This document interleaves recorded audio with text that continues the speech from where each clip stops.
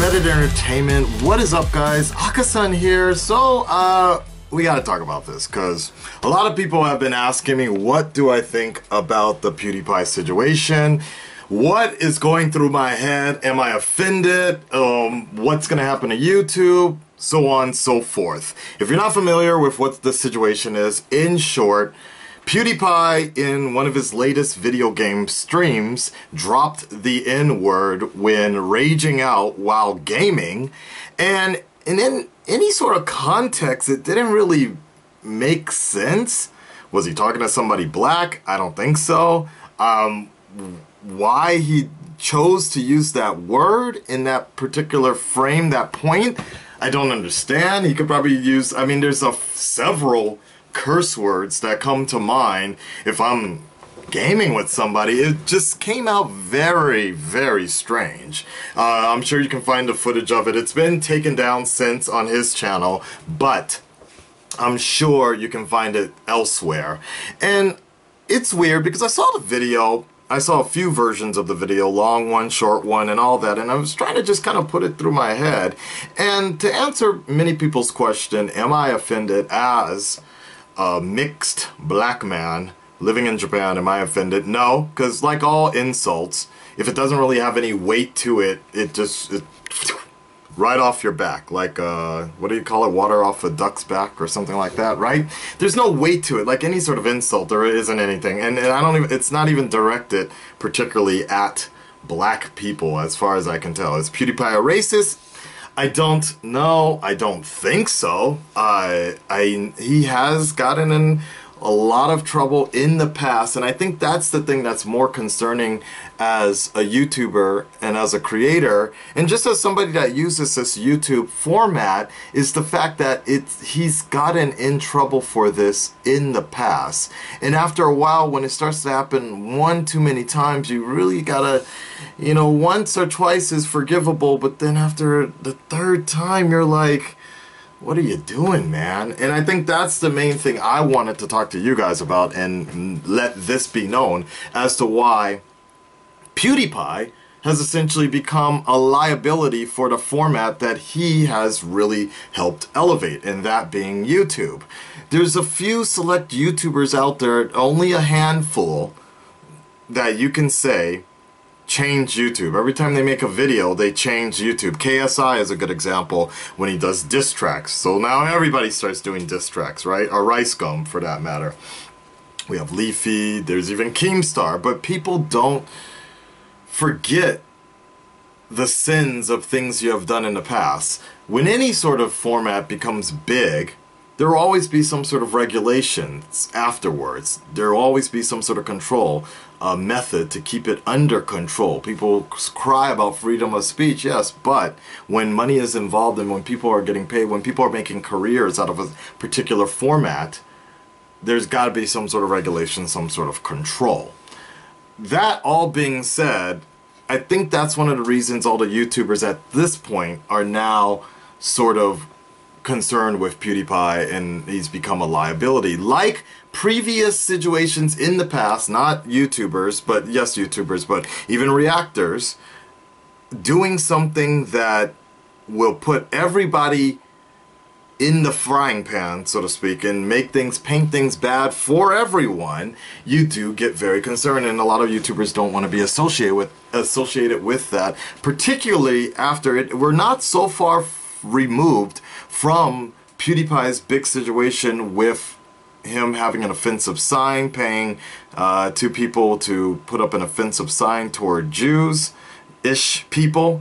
And that what launched later through Wall Street Journal, bad press, making advertisers leave YouTube, thus causing the ad apocalypse, and now putting us in the format of YouTube where we are now. Should it have happened sooner than before? Yeah, I think YouTube, Google should have sort of put their stop on things a lot earlier before YouTube became this wild, wild west situation. People doing things, fake pranks and shock videos for money. The fact that we do have this regulation now is probably better. It could have, I wish it had come before the Adpocalypse. And I hope that in this sense, in this situation, now that we actually have regulations installed for YouTube now, we can be a little bit better about this. And I hope we don't have another Adpocalypse, because that's really all it takes. And I think that's why so many people were so disappointed with PewDiePie at this point, especially particularly YouTubers, because this isn't the first time this has happened. This isn't an innocent mistake. For someone who has already been crucified previously in such a huge way in regards to YouTube, and starting, essentially having cause in starting the Adpocalypse, incidentally, not directly and such, indirectly starting the YouTube apocalypse, the Adpocalypse, you would think that PewDiePie would have a little more caution even when raging out. There's times when I'm streaming that I get mad, and there's certain things I want to say about certain people, but given the previous past situations when I have said things in anger, in rage, that you learn from it, you grow from it, and you don't do it again, especially on camera. Now, whatever goes on behind PewDiePie's life, behind any creator's life, behind the scenes when the cameras aren't rolling, then that's a whole nother situation. You keep that's fine, you know, you vent that anger out off camera in the privacy of your own friends and such, right? But when on camera, there are times where you need to restrict yourself, especially when you've already had such a big problem beforehand. And I think that's the one, at least for me as a fan of PewDiePie, that's exactly the problem I have here, is the fact that this isn't the first time. PewDiePie was caught playfully, comedically dropping the N-word before, and most people kind of let it slide because they knew he was joking. KSI let it slide. It was fine. They knew he was joking, and there wasn't any harm coming out of it, and we let that. It was fine. Then the whole thing with the sign thing popped up, and that got blown out of proportion. But we knew it wasn't necessarily PewDiePie's fault. Indirectly, yes, he created the Wall Street Journal thing and the Adpocalypse, but we knew it wasn't directly him. But when going on stream like this and making this situation, that's where you got to start thinking, like, PewDiePie, you are the top dog. When you're the biggest YouTuber on YouTube, there's a responsibility unlike no other on here. And just like I was comparing with Barack Obama being president, not only is he representing the United States of America, he was also representing every black man in America. So every time he does something, whether it being walking, talking, wearing a tan suit, he represents the best of what America gives, and that's a mixed culture, half white, half black situation. But more importantly, he represents the black man globally, if not just in America. And so you have to be very careful the things you say and do. I'm not calling, that doesn't mean your entire life needs to be censored, but you do need to think about things before you say it. And this is what the biggest problem is with this latest incident in PewDiePie. Am I still a fan of him? You know, I hope things don't get bad.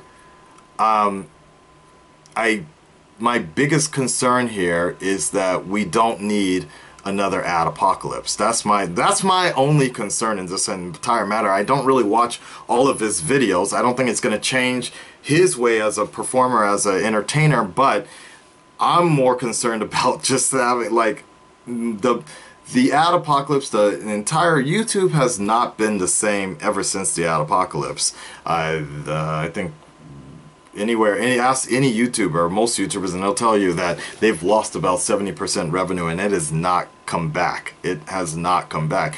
Yet the demand and the supply of the fans is still there. The fans are still asking for stuff. We're just getting paid a lot less for it. And that's a whole nother argument. You can decide upon yourself what you feel is valid or not. But the format, YouTube, is a business. And like any business, if your top guy in your job is fucking things up for the rest of you, then and you potentially might be losing your job or you losing your revenue based on somebody else's actions, then obviously that's a big concern. And that's my only concern. Hopefully we all walk away from this unscathed. Hopefully there won't be another YouTube Adpocalypse.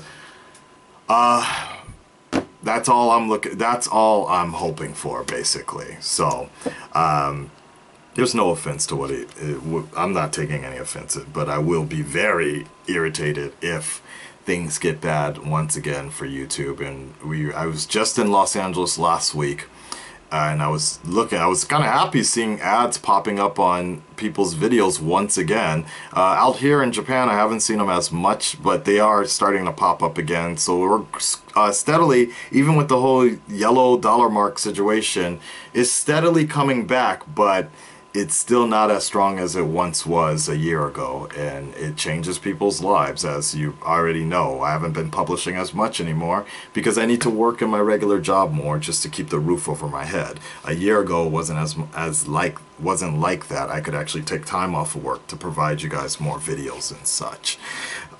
Let's see what happens, guys. Red Dreaded Nation, stand up, speak up.